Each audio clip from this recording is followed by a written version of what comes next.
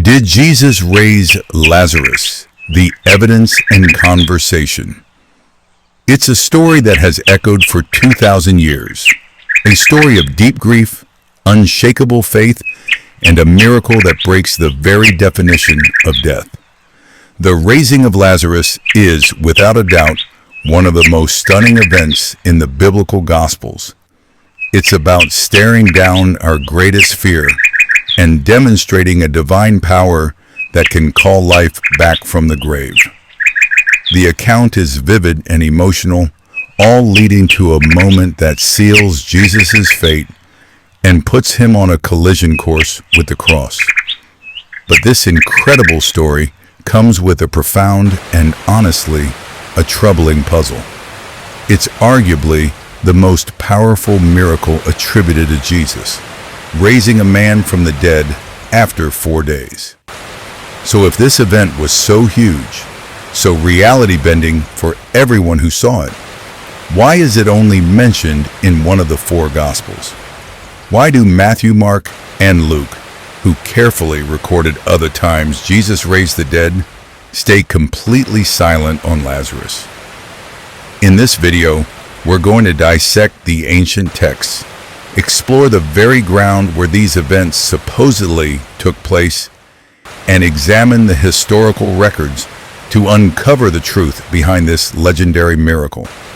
Is this a literal, historical event, or a theological masterpiece written for a specific reason? The evidence is way more complex and fascinating than you might think. Section 1. A family in Bethany. To get to the bottom of this, we need to travel back in time, not just to an event, but to a place and a set of relationships. Our story kicks off in the small village of Bethany, just a couple of miles from Jerusalem on the Mount of Olives. Today, the modern town of Al-Azariah stands there, and its Arabic name literally means the place of Lazarus. For Jesus, this wasn't just some pit stop on his travels. It was a safe haven, a home away from home. This is where a family lived that the scriptures say Jesus loved dearly. 2 sisters, Martha and Mary, and their brother, Lazarus. These weren't just faces in a crowd, they were close friends. The Gospel of John, our only source for this story, makes a huge point of establishing this deep, personal connection right from the get-go. This isn't a story about a stranger getting healed. It's about a friend in crisis. Martha is often painted as the practical, responsible one, always busy with hosting duties. We see her in Luke's Gospel, stressed out about preparations while her sister sits at Jesus' feet. Mary is the more contemplative, devotional one. She's the one who later anoints Jesus' feet with expensive perfume in an act of reverence that foreshadows his burial. And then there's Lazarus. We don't know much about him as a person, but his whole identity is wrapped up in this single, world-changing event and his friendship with Jesus. The bond was so tight that Jesus felt comfortable enough to teach, rest, and just be himself in their home, away from the demanding crowds and the prying eyes of the religious authorities. This context is critical. The miracle we're about to explore doesn't start as a public spectacle. It begins as a private family crisis, a desperate plea sent to their most trusted friend, a friend they believed held the power over life and death. Understanding this deep love and friendship is the key to unlocking the story's weight. It raises the stakes, turning what could be a dry theological puzzle into a raw, human drama of hope, loss, and the agonizing question of why a loving God sometimes seems silent in our darkest moments. Section 2. The sickness, the message, and the puzzling delay. The crisis begins with a simple, urgent message. Lazarus is gravely ill. The note his sisters send to Jesus isn't a command, but a gentle, faith-filled appeal. Lord, the one you love, is sick. They don't tell him what to do or demand he come immediately. They trust that just informing Jesus will be enough. His love for Lazarus will surely make him act. And this is where the story takes its first honestly baffling turn. When Jesus hears the news, his response is cryptic. He says, "This sickness will not end in death. No, it is for God's glory, so that God's Son may be glorified through it." It's a statement loaded with theological purpose, but it must have been confusing for his disciples and agonizing for the messenger carrying it back to a family watching their brother slip away. Then Jesus does something that, from a human perspective, makes no sense. He stays where he is for 2 more days. He deliberately delays. This delay is the central tension of the story. Why would Jesus, hearing his dear friend is dying, wait? Every hour must have been excruciating for Mary and Martha, their hope draining away with their brother's life. From their perspective, it must have felt like a prayer gone unanswered. To get why this delay and the resulting 4-day timeline is so important, we have to understand first-century Jewish beliefs about death. While views varied, a common folk belief, later written down in rabbinic texts, held that a person's soul hovered near the body for 3 days, hoping to get back in. During that time, a revival might be seen as a resuscitation from a deep coma. But on the 4th day, everything changed. It was believed that after 3 days, the body would start to visibly decay. At that point, the soul was gone for good. All hope was lost. Death was absolute. So Jesus' delay isn't negligence. In John's telling, it's a calculated theological masterstroke. He's not just waiting for Lazarus to die, he's waiting for him to be undeniably dead.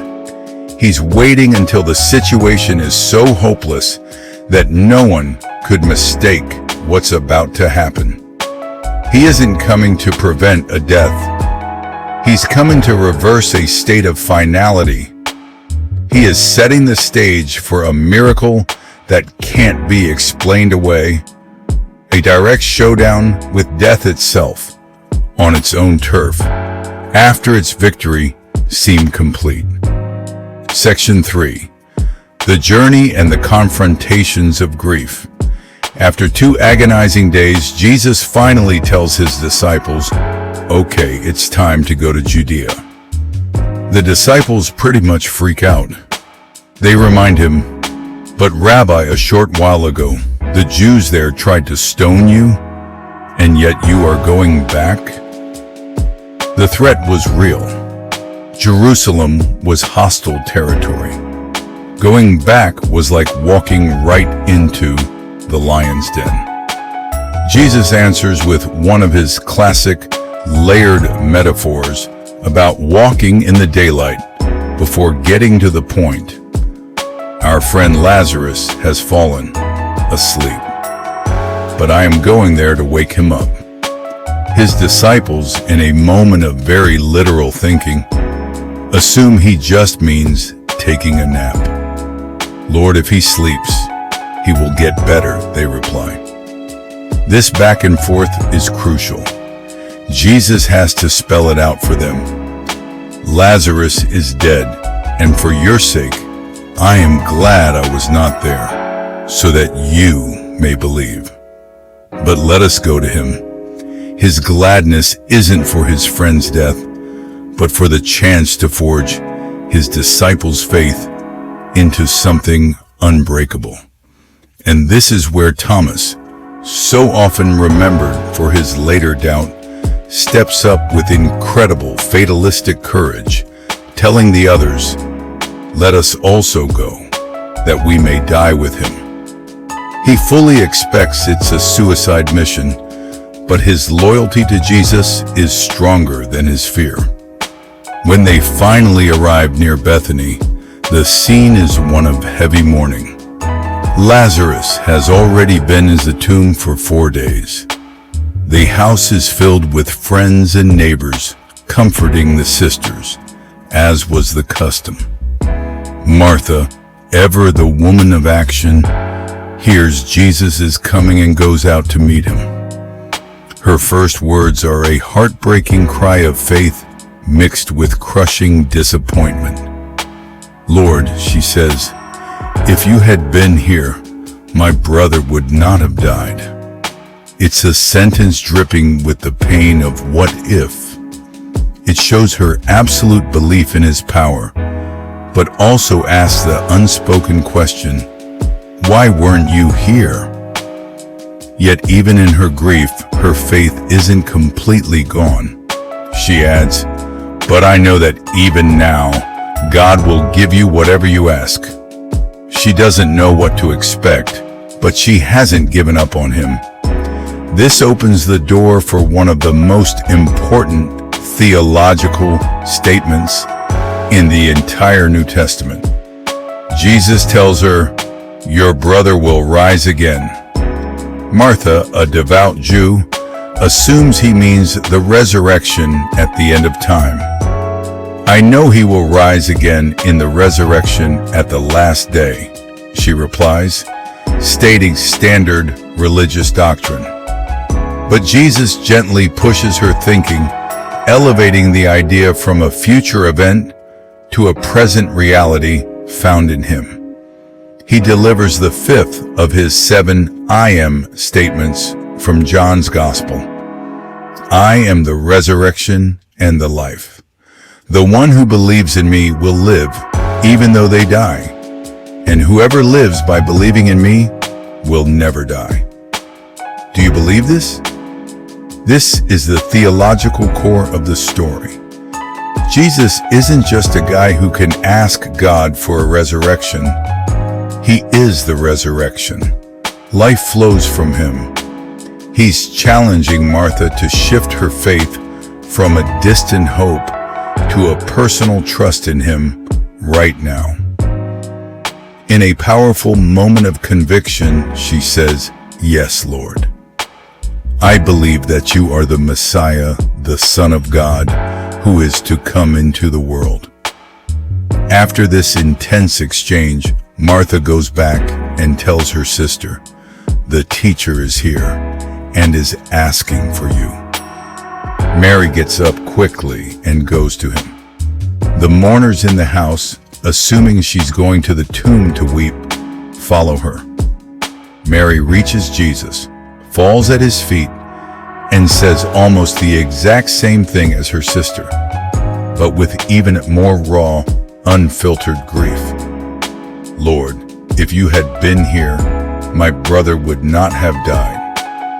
Where Martha's greeting led to a dialogue, Mary's is just a statement of pure, shattering sorrow. There's no "but even now." There is only pain. The stage is now set for the story's emotional and miraculous climax. Section 4. The climax at the tomb. When Jesus sees Mary weeping and the crowd of mourners wailing alongside her, the story shifts from theological talk to raw, human emotion. The gospel writer uses a really strong Greek word to describe Jesus' reaction, anabrimasato. Translations often soften it to deeply moved, but it's much rougher than that, more like a snort of anger or a groan of indignation. He was agitated to his very core. But why the anger? Scholars have debated it for centuries. Was he angry at their lack of faith? Angry at the devastation that sin and death have brought upon humanity? Or was he angry at death itself, an enemy he was about to fight? It was likely a mix of all these things, a holy anger at the world's brokenness, combined with deep empathy for his friend's pain. He asks, "Where have you laid him?" They reply, "Come and see, Lord." And then we get to the shortest verse in the entire Bible, and maybe one of the most powerful. Jesus wept. Let the weight of that sink in. The one who just declared himself the resurrection and the life. The one who knew he was about to reverse this whole tragedy. The one who planned this moment for God's glory. He stands before his friend's tomb and weeps. These aren't tears for show. They're a genuine expression of sorrow. He isn't a detached God, immune to suffering. He's fully human. He feels the sting of loss and the pain of grief. In the tears of Jesus, we see a God who enters into our pain, understands it, and grieves with us. The crowd has mixed reactions. Some are touched, saying, "See how he loved him." But others are more skeptical. Could not he, who opened the eyes of the blind man, have kept this man from dying? It's a fair question, echoing what Martha and Mary had already said. Still groaning internally, Jesus arrives at the tomb. It was a cave with a large stone rolled across the entrance, a typical burial site for the time. Jesus gives a simple, shocking command: take away the stone. This is where reality crashes back in. Martha, the ever-practical one, is horrified. Her faith, so strong just moments ago, now slams into the grim reality of death. She protests, basically saying, "Lord, stop! He's been dead for 4 days. There's going to be a smell." She's trying to protect everyone from the gruesome evidence of decay. In her mind, it's too late. Jesus gently reminds her of their conversation. "Did I not tell you that if you believe, you will see the glory of God?" With that, the stone is rolled away, revealing the dark entrance to the tomb. The air is thick with tension. Jesus looks to heaven and prays aloud, clarifying he's doing it for the benefit of the crowd, so they might believe God sent him. Then he takes a breath and shouts, not a prayer, not a request, but a command that cuts through the silence of the graveyard and pierces the veil between life and death. "Lazarus, come out!" Silence. And then a sound from the darkness, a shuffle, a movement, and a figure emerges into the daylight. It's Lazarus, alive, but he's still wrapped in grave clothes, his hands and feet bound with linen strips. He's a walking paradox, a living man still dressed in the garments of the grave. The crowd is stunned, frozen in a mix of terror and awe. Jesus breaks the spell with a final, practical instruction. Take off the grave clothes and let him go. The fallout from this moment is immediate and decisive. We're told many of the Jews who had come to visit Mary and saw what Jesus did put their faith in him. The evidence was right in front of them. But for others, this wasn't a miracle to celebrate. It was a threat to eliminate. Some of them went straight to the Pharisees. This ultimate sign becomes the final straw. The Sanhedrin, the Jewish ruling council, is called together. The high priest, Caiaphas, makes a chillingly prophetic statement, arguing it's better for one man to die for the people than for the whole nation to be destroyed by the Romans. The raising of Lazarus, a miracle of life, had sealed Jesus' own death. The story of Lazarus is one of the most powerful narratives ever told. But as we've seen, it's not simple. If you're getting value out of this deep dive into the evidence and meaning of these biblical stories, make sure you're subscribed and have notifications turned on. We believe that asking the hard questions is a crucial part of understanding these ancient texts, so join our community as we keep exploring the intersection of faith, history, and evidence. Section 5. The investigation, why only in John's Gospel. We've just walked through one of the most dramatic stories in the Bible. Which brings us back to that big nagging question. If this really happened, why is the raising of Lazarus only in the Gospel of John? Why do Matthew, Mark, and Luke leave it out?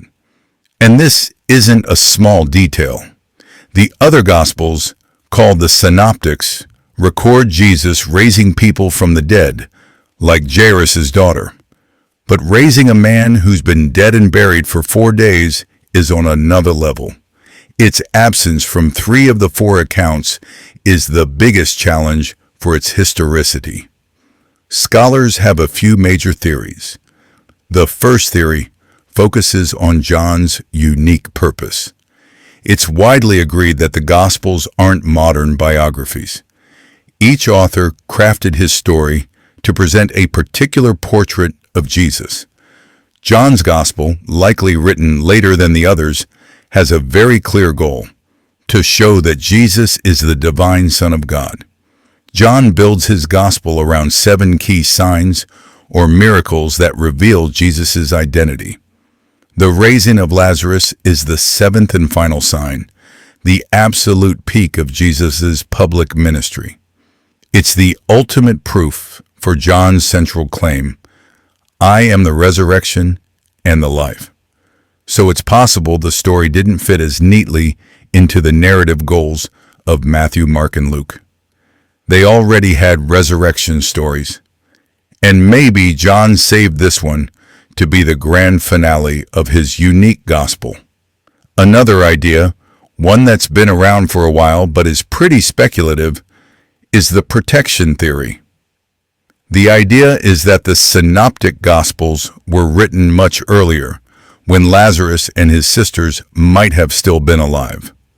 John's gospel itself says the authorities wanted to kill Lazarus too, because he was living proof of Jesus' power. So, this theory suggests Matthew, Mark, and Luke might have intentionally omitted the story to protect the family from persecution. By the time John wrote his gospel decades later, the danger might have passed. It's an interesting idea that takes the real-world dangers of the time seriously, but it is speculative and not a view held by most critical scholars today. A third line of thinking points to the different sources the gospel writers used. It's likely that Matthew and Luke drew from Mark's gospel and another source of sayings. The Lazarus story seems to be outside of that shared tradition. John's gospel clearly uses different sources, with many unique stories that happen in and around Jerusalem. The other gospels focus much more on Jesus' ministry in Galilee. Since the Lazarus story is rooted in Bethany, near Jerusalem, it's possible the story was well known in the Jerusalem community that informed John, but less so in the traditions that informed the other writers. Finally, there's the most skeptical view, that the story of Lazarus isn't literal history, but a brilliant piece of theological storytelling created by the author of John. Proponents point to an interesting parallel in a parable found only in Luke's Gospel, the story of the rich man and a poor beggar named Lazarus. In that parable, the beggar Lazarus dies, and a rich man in Hades begs for Lazarus to be sent back from the dead to warn his brothers. The response is famous: if they do not listen to Moses and the prophets, they will not be convinced even if someone rises from the dead. The parallels are intriguing. The skeptical theory suggests that the author of John took this idea and dramatized it, turning a fictional character into a real friend of Jesus to powerfully illustrate that even the ultimate miracle, raising a man from the dead, won't convince those whose hearts are hardened. So we're left with a range of possibilities. The silence of the synoptics is a genuine historical puzzle. But what it highlights is the unique and deliberate artistry of John's Gospel, which presents this story as the event that made the crucifixion both inevitable and necessary. Section 6. The archaeological evidence. Digging for truth in Bethany. Okay, we've looked at the text. Now let's put on our archaeology hats and head to the modern town of Al-Azariah, the biblical Bethany. Is there anything in the ground that backs up John's story? For centuries, pilgrims have traveled to a specific site in Bethany honored as the tomb of Lazarus. This tradition is incredibly old, mentioned by pilgrims in the early 4th century EAD. Excavations have confirmed this spot has a long history of veneration. Archaeologists found the remains of multiple churches built on top of each other starting in the 4th century. Later, Crusaders built a monastery, and after them, a mosque was built on the site which still stands today, honoring Lazarus as a holy man. This continuous history of worship by both Christians and Muslims is powerful.